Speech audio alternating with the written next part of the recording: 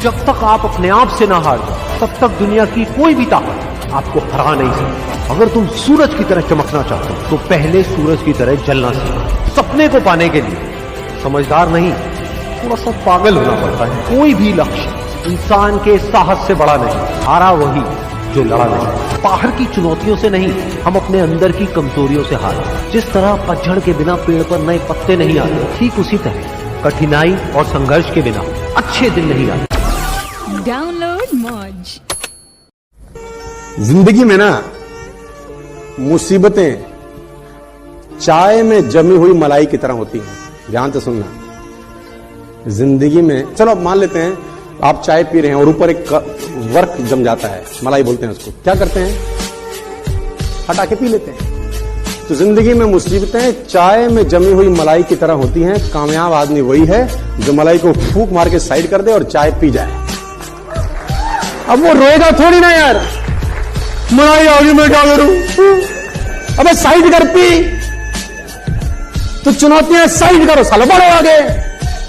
क्या तकलीफ है इसके अंदर? वो तो आएंगी ना यार। डाउनलोड मौज। एक बार एक छोटी सी बच्ची हाथ में मिट्टी की गुल्लक लेकर के भागती हुई एक दवाइयों की दुकान पर गई। वो काफी देर तक वहां पर खड़ी रही, लेकिन दुकानदार का ध्यान उसकी तरफ नहीं गया क्योंकि और भी बहुत सारे लोग खड़े हुए थे। उसने दुकानदार को कई बार बुलाया, लेकिन वहां पर भीड़ इतनी थी कि दुकानदार का ध्यान उसकी तरफ गया ही नहीं। और फिर उस बच्ची को थोड़ा सा गुस्सा आया तो उसने अपनी मिट्टी की गुल्लक लेकर के वहीं काउंटर पर जोर से रख दी, जिसके बाद में जो दुकानदार था और जितने भी लोग खड़े थे वो सब उस बच्ची की तरफ देखने लग गए। और फिर उस दुकानदार ने उस बच्ची से पूछा, बेटे आपको क्या चाहिए? तो वो बड़े ही भोलेपन से बोली कि मुझे एक चमत्कार चाहिए।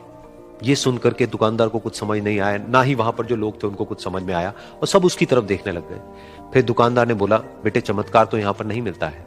तो बच्ची को लगा कि वो उससे झूठ बोल रहा है, तो बच्ची ने कहा कि मेरी गुल्लक में बहुत पैसे हैं, आप बताओ आपको कितने पैसे चाहिए, लेकिन मैं आज यहां से चमत्कार लेकर के ही जाऊंगी।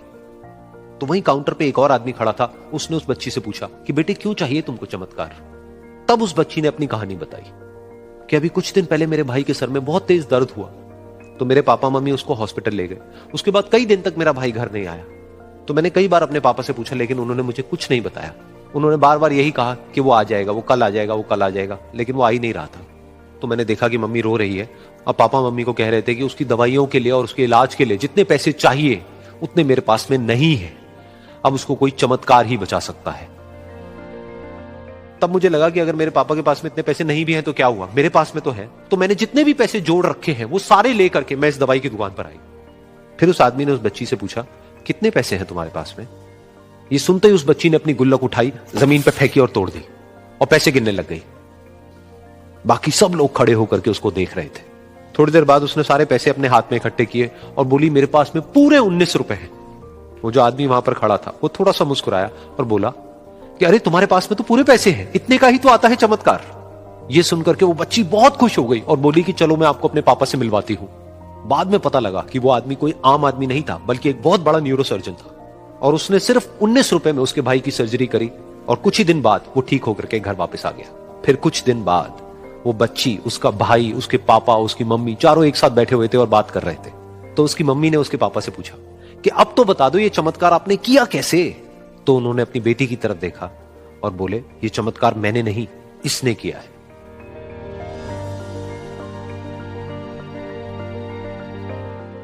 तो यहां पर एक बहुत बड़ी बात है जो हम उस छोटी सी बच्ची से सीख सकते हैं कि जिंदगी में कभी कभी ऐसा होता है कि हमको कोई रास्ता नजर नहीं आ रहा होता है और हम लोग हिम्मत हार जाते हैं। तब हमारे अंदर एक बच्चा होता है जो कोशिश करने से कभी भी पीछे नहीं हटता है।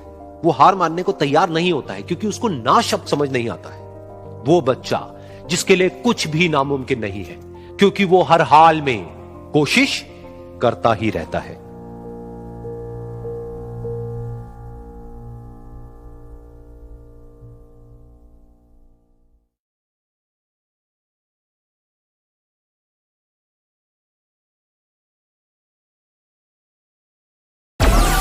डाउनलोड मौज।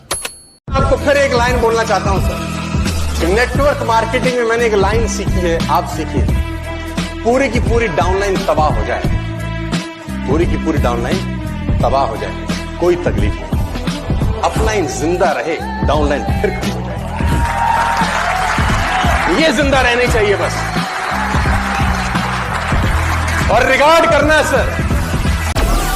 Download Moj. कोई आदमी आपकी जिंदगी नहीं बदलेगा आपके अलावा। आपके पैर का कांटा आपको ही निकालना पड़ेगा। इस दुनिया में किसी को तकलीफ नहीं है तुम पे पैसे हो कि ना हो, तकलीफ सिर्फ तुमको ही हो, और वो तब होगी जब आप कंफर्टेबल लेवल को तुरंत आज ही। बात समझ में आ रही है तो बोलो हाँ। टुडे आपको कसम खानी है सर कि कंफर्टेबल सिचुएशंस को जितनी जल्दी हो जाए उसको त्याग कर दीजिए। आज कंफर्टेबल मत रहिए। Download Moj. असफलता एक चुनौती है, इसे स्वीकार करो। क्या कमी रह गई देखो और सुधार करो। जब तक न सफल हो नींद चैन को त्यागो तुम। जब तक न सफल हो नींद चैन को त्यागो तुम। संघर्ष का मैदान छोड़कर मत भागो तुम। कुछ किए बिना ही जय जयकार नहीं होती, कोशिश करने वालों। Share chat. Share chat. 8:30 को आपका एक्सीडेंट होता है और 9 o'clock आप मेंस की एग्जाम देने जा सकते हैं। इंटरव्यू से पहले 1 महीने तक आप हॉस्पिटलाइज्ड है और उससे 1 वीक पहले आप दिल्ली जाके उसकी प्रिपरेशन कर सकते हैं। तो luck has to come with you. उसको आना पड़ेगा और आपको आईपीएस बनाना पड़ेगा। मैं एग्जाम के लिए निकला, मेंस मेरा था सुबह, GS3 का पेपर था। 8:30 को मेरा स्कूटी स्लिप हो गया, मेरा लिगामेंट इंजरी हो गया, लेफ्ट हैंड में इंजरी था, सीट से ब्लीडिंग हो रहा था। लेकिन मेरे पास 2 ऑप्शन थे। मैं खड़ा हुआ, मैंने देखा okay my right hand is safe and I decided I will go to the exam hall and write the exam. मेरे पास 2 ही ऑप्शन थे। या तो मैं वहां से उठ के रोने लगूं, यार मेरे साथ ही ऐसा क्यों हुआ, मेरा एक्सीडेंट हो गया, मेरा मेंस खराब हो गया, और हॉस्पिटल जाओ। या दूसरा ऑप्शन था कि मैं देखूं कि मैं 3 घंटे और सरवाइव कर सकता हूं। हाँ कर सकता हूं। मैं मेंस के लिए एग्जाम हॉल में गया। ये जितने भी फोटोग्राफ्स लगे हैं, सर ने जैसे बताया कि जितने भी इंसान सक्सेसफुल हुए, अगर आप उसकी लाइफ स्टोरी देखेंगे तो कहीं ना कहीं एक मोमेंट आता है जहां पे वो इंसान की जो स्ट्रगल है वो पीक पे हो जाते हैं। वो इस मोमेंट पे आपको डिसाइड करना है कि आपको वहां से यू टर्न लेना है या आपको वहां से आगे निकलना है। इन सब लोगों ने डिसाइड किया कि उनको वहां से आगे निकलना है। एंड दैट इज द फंडा ऑफ लाइफ। सक्सेस उन्हीं को मिलता है जो इस स्ट्रगल वाले मोमेंट से आगे निकलने की सोचते हैं। जब भी आपको लगे कि आपके सिर पे बहुत मुसीबत है, जब भी आपको लगे कि आप हर तरह से गिर चुके हैं, जब भी आपको लगे कि आपके पास कोई ऑप्शन नहीं है, तब एक चीज आप अपने दिमाग में लाइएगा कि यही मोमेंट है जहां से आपकी तकदीर बदलने वाली है। क्योंकि डायमंड जो होता है वो जितना ज्यादा घिसता है उतनी ज्यादा उसकी वैल्यू होती है। सोना जो होता है वो जितना ज्यादा तपता है उतनी उसकी वैल्यू होती है। अगर आप जिंदगी में तप रहे हैं, अगर आप जिंदगी में घिस रहे हैं, अगर आपको लग रहा है कि आप हर तरह से मुसीबतों में गिरे हुए हैं, तभी आपकी जो वैल्यू है वो बढ़ने वाली है। और यही मेरा एटीट्यूड रहा है। लोग बोलते हैं कि तुम्हारी फाइनेंशियल कंडीशन ठीक नहीं थी, पापा इलेक्ट्रिशियन थे, मम्मी हाउसवाइफ थी, डायमंड के कारखाने में काम करती थी, उसके बाद उन्होंने मैरिज में रोटियां बनाने का काम किया और उस तरह से मैं पढ़ा। लेकिन जब मुझे पूछा जाता है कि ऐसी कौन सी चीज है आपकी लाइफ में जो आप बदलना चाहते हो, एंड आई सेड नथिंग। क्योंकि वो चीजें नहीं होती मेरी लाइफ में तो शायद आज आपके सामने में नहीं होता।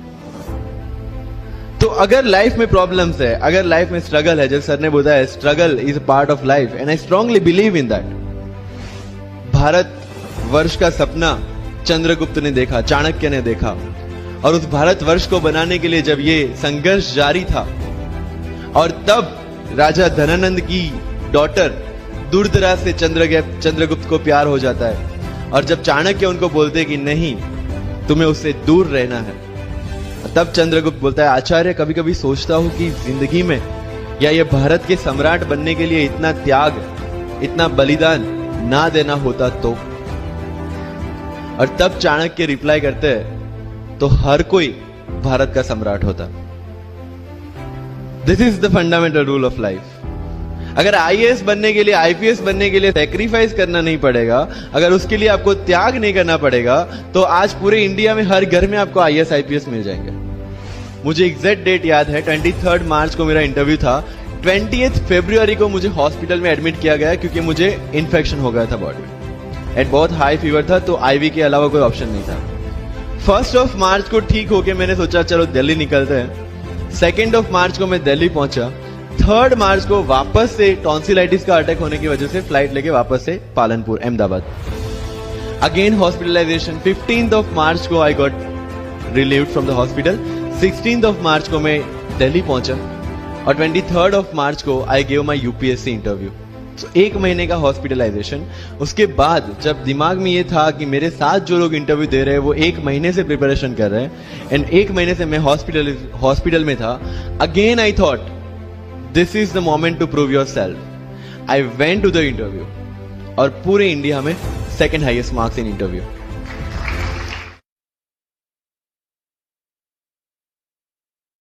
Share chat.